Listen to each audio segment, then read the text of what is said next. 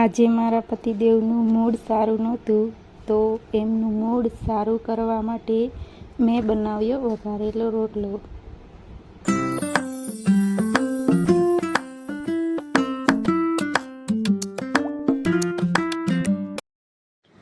તો અહીંયા લીલા મરચાં, ડુંગળી ને ટામેટું કાપી લીધું છે અને રોટલાના ટુકડા કરી લીધા છે.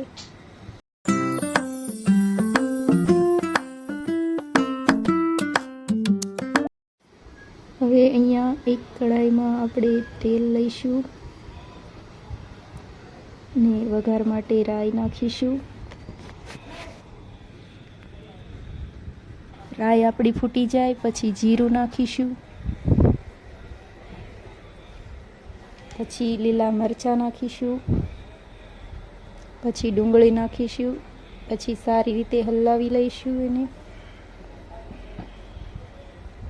હવે ટમેટાં નાખીશું.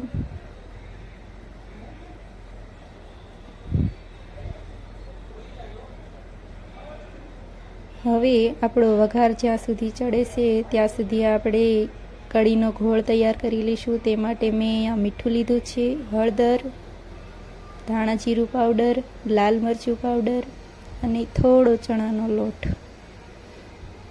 તેને સારી રીતે મિક્સ કરી લઈશું.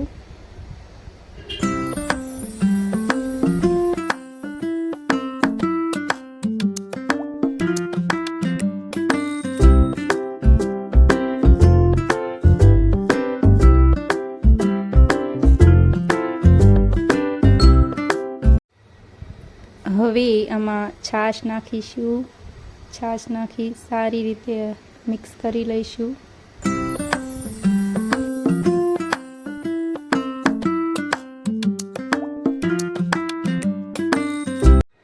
હવે આપણા ડુંગળી ને ટમેટાં ચડી ગયા છે, તો એમાં પણ આપણે હળદર નાખી દઈશું, ધાણા જીરું પાવડર નાખીશું,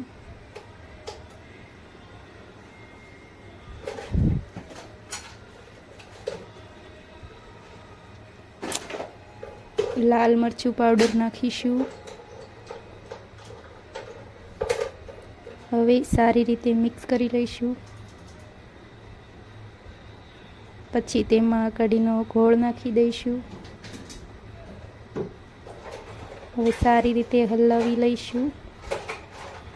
હવે થોડી વાર માટે ઉકળવા દઈશું.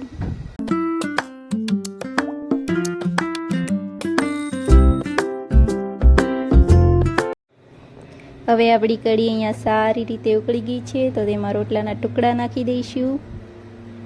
તેને સારી રીતે હલાવી લઈશું.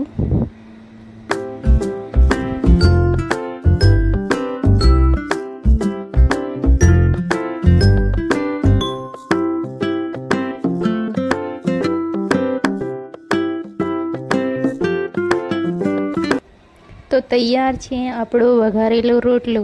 દેખાવનો જેટલો સારો છે, ખાવામાં પણ એટલો જ ટેસ્ટી છે.